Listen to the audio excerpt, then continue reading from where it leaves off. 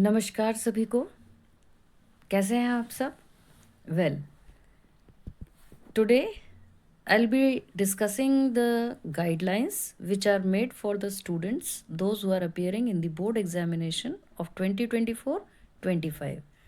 So, after so many years, I am preparing a video, but at least when I feel like students are getting stressed, बहुत stress है इस वक्त आपके दिमाग पर, बहुत डर लग रहा है। क्यों? क्योंकि कुछ ही दिनों में आपके बोर्ड के एग्ज़ाम्स आने वाले हैं।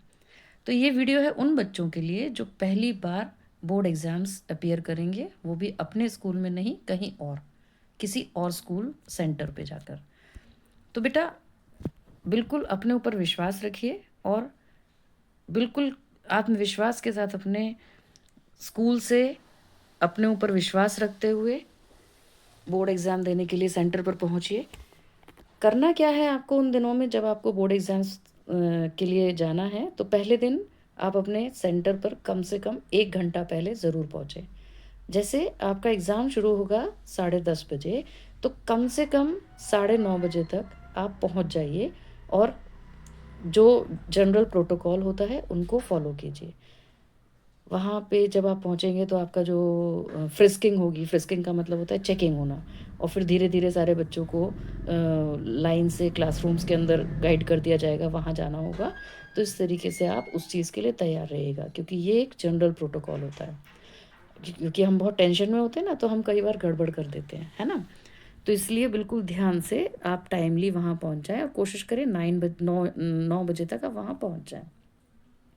क्योंकि आपके गेट के अंदर से एंट्री जो है वो 9:15 बजे से शुरू हो जाएगी। दूसरी चीज़, हमें वहाँ क्या ले जाना है? आपको लेके जाना है एडमिट कार्ड। एडमिट कार्ड, आपका रोल नंबर। अपनी कन्वीनियंस के लिए आप उस एडमिट कार्ड को लैमिनेट, जैसे ही आप अपना एडमिट कार्ड डाउनलोड करेंगे, आप उसको लैमिनेट करा लेंगे। उससे पहले उस पर अपने साइन, अपने पिताजी के साइन, मम्मी के साइन और साथ साथ अपने प्रिंसिपल के साइन ज़रूर करवा लीजिएगा। उसके बाद आप उसको लैमिनेट कराइए और एक फ़ोटोकॉपी निकाल कर घर में ऐसी जगह रख दीजिए जो कि इन केस अगर आप भूल जाते हैं अपने सेंटर पे ले जाने के लिए, तो आपके फादर या मदर आपको टाइमली स्कूल तक या सेंटर तक पहुंचा सकें। ठीक है?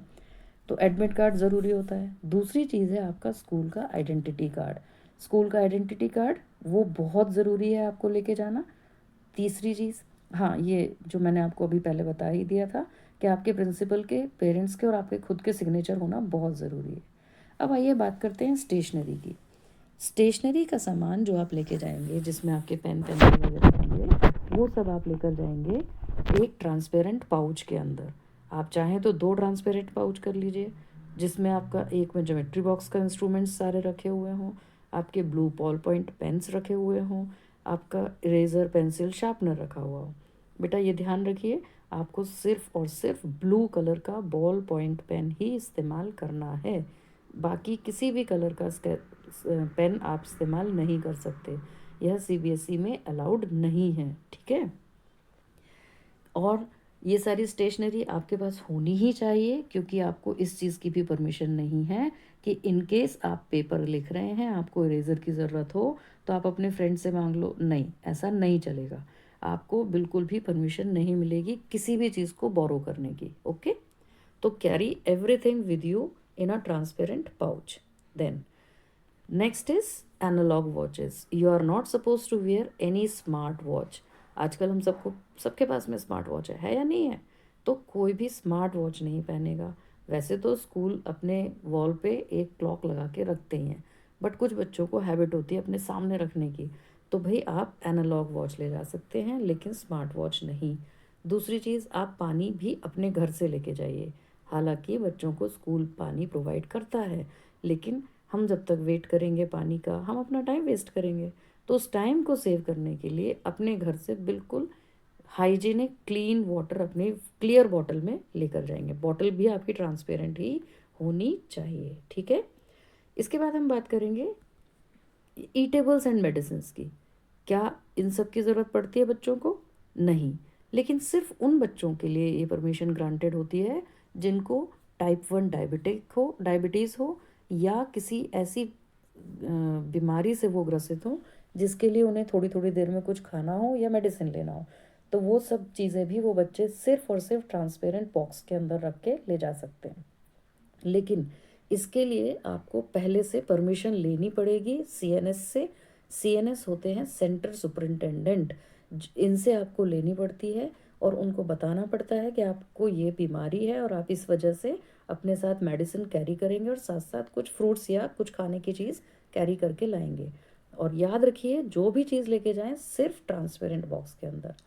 बाकी नॉर्मल बच्चे, जैसे आप लोगों को सबको आदत है च्युइंगम च्यू करने की, चॉकलेट्स खाने की बीच बीच में, तो ये सब चीज़ें भी आपको बिल्कुल अलाउड नहीं है। तो कोई भी ये सब चीज़ें ना लेकर जाए अपने साथ, ना खाए, ना पॉकेट में रखे, ठीक है। इसके बाद क्या चीज़ नहीं ले जानी है, ये है वाइटनर या करेक्शन टेप। अभी प्री बोर्ड के एग्ज़ाम्स हुए, काफ़ी बच्चों को देखा कि भाई वाइटनर यूज़ कर रहे हैं, गलत हो गया तो वाइटनर यूज़ कर लिया। नहीं, बिल्कुल नहीं। करेक्शन टेप यूज़ कर लिया, no, big no. Then highlighter, कोई आंसर लिखा आपने, आपको उससे हाईलाइट करने थे पॉइंटर्स, तो आपने हाइलाइटर यूज़ कर लिया, बाबा नो, ये चीज़ तो बिल्कुल भी नहीं बच्चे, ठीक है। ब्लैक पेन या किसी और कलर का पेन तो आप बिल्कुल भी इस्तेमाल नहीं कर सकते। ये सारी चीज़ें आपके लिए परमिसिबल नहीं है, ठीक है।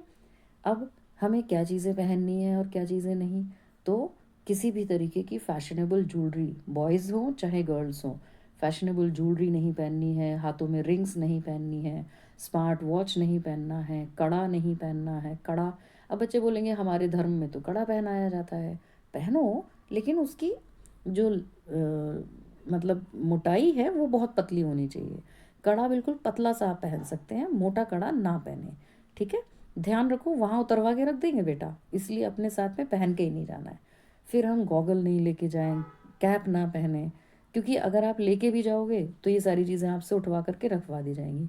पता चला पेपर ख़त्म हुआ, आप भूल गए लेना, फिर एक और दिक्कत कि आप वापस लेने जा रहे हो, तो ये लेके ही नहीं जाना, ठीक है। हाँ, ले जा रहे हो इन केस तो अपने बैग में रख लो और बैग बाहर रख दो एग्जामिनेशन हॉल सेंटर के बाहर, ठीक। गर्ल्स को जैसे मैं टिक टैक पिन्स लगाने की बहुत आदत होती है, हैवी एसेसरीज पहनने का शौक होता है भाई लड़कियों को, तो ये सब चीज़ें नहीं पहनना है। ये एग्ज़ाम है, एग्ज़ाम में हमें बिल्कुल सिंपल सोबर बन के जाना होता है। बैंगल्स नहीं पहनना, स्कार्फ्स नहीं पहनना। अभी तो हमें कोविड 19 के रूल्स भी फॉलो नहीं करने पड़ रहे हैं। इसका मतलब हमें चाहें तो हम क्या बोलते हैं, मास्क मास्क भी नहीं पहनना है अनटिल एंड अनलेस आप इन्फेक्टेड ना हो किसी ये ब्रीदिंग डिजीज़ के या किसी चीज़ से, ठीक है। फैशनेबल रबर बैंड्स नहीं लगाना है, रिंग्स नहीं पहनना है। और क्या पहनना है, that is your school uniform, that is only and only your regular school uniform with tie, school ID card, and that too be without blazer. क्यों? क्योंकि अब इतनी सर्दी नहीं है तो ब्लेज़र की ज़रूरत नहीं है, ठीक। तो ब्लेज़र नहीं पहनना, अपर भी नहीं पहनना, आप बढ़िया आराम से नीट एंड क्लीन अपनी रेगुलर यूनिफॉर्म पहन के जाइए। नेल्स और हेयर्स जो है वो आप हेयर जो है वो प्रॉपरली ट्रिम्ड अप होने चाहिए, ठीक है। लड़कियों की ये जो बहुत सुंदर सुंदर जुल्फ़ें निकलती हैं वो भी नहीं, बिल्कुल नो फ्लिक्सेस विल बी एंटरटेन्ड, ठीक है। हाँ, एक छोटी सी राय देना चाहूँगी कि भाई कुछ बच्चों को थोड़ा आलस आ जाता है एग्ज़ाम लिखते लिखते, बहुत सारा लिखना पड़ता है ना 3 घंटे में, तो कई बार कोशिश करते हैं यार डायग्राम आता है बनाना लेकिन हम नहीं बना रहे क्योंकि पूछा नहीं गया। बेटा लेकिन अगर आप डायग्राम बना देते हो ना तो आपके नंबर बढ़ने की गुंजाइश बढ़ जाती है, क्योंकि उससे आप ज़्यादा इम्प्रेसिव वे में इवेलुएटर के सामने अपना आंसर प्रेजेंट कर पाते हैं। तो आप पेंसिल से डायग्राम बनाइए और पेंसिल कलर्स अपने साथ रखिए। तो अगर आप कलर करना चाहें तो सिर्फ पेंसिल कलर्स से ही अपना कलर करें, क्योंकि ना तो आप क्रेयॉन्स यूज़ कर सकते हैं, ना जेल पेन, ना स्केच पेन, ना मार्कर्स, ना ब्रश पेन्स, क्योंकि इन सब का इम्प्रेशन आपकी आंसर शीट की दोनों शीट के ऊपर आ जाएगा और वो चीज़ें अलाउड नहीं है, ठीक है। ये सब चीज़ें थोड़ा सा इम्प्रेशन अलग ख़राब कर देती हैं, सिर्फ आप पेंसिल और पेंसिल कलर्स इस्तेमाल कीजिए, ओके। अब क्या नहीं करना, भाई भगवान को याद करना तो बहुत अच्छी बात है, लेकिन अपने घर से भगवान को याद करके जाओ, उनसे आशीर्वाद लेके जाओ। स्कूल में जब आप सेंटर पर पेपर दे रहे हो तो ना तो ओम लिखो, ना ओम नमः शिवाय लिखो, ना इस तरीके के कोई भी वर्ड्स लिखो जो कि ये दर्शाएं कि भाई आपने कुछ साइन छोड़ा है, कॉपी में। जैसे कुछ बच्चों की आदत होती है, लिख देते हैं हर हर महादेव, कुछ लिख देते हैं मेरे घर पे शादी थी तो पढ़ ही नहीं पाया। ठीक, तो इस तरीके के आइडेंटिटी मार्क आपके नहीं होना चाहिए। ये भी जो है वो सब कंसिडर होते हैं यूएफएम के अंदर। तो इस तरीके की प्लीडिंग्स या रिक्वेस्ट जो है वो आप एवेलुएटर के लिए नहीं कर सकते। इनफैक्ट काफ़ी समय में ये भी देखा गया कि बच्चे अपने साथ पैसे लेके जाते तो पैसे भी फंसा देते हैं। बेटा ये भी यूएफएम में आता है।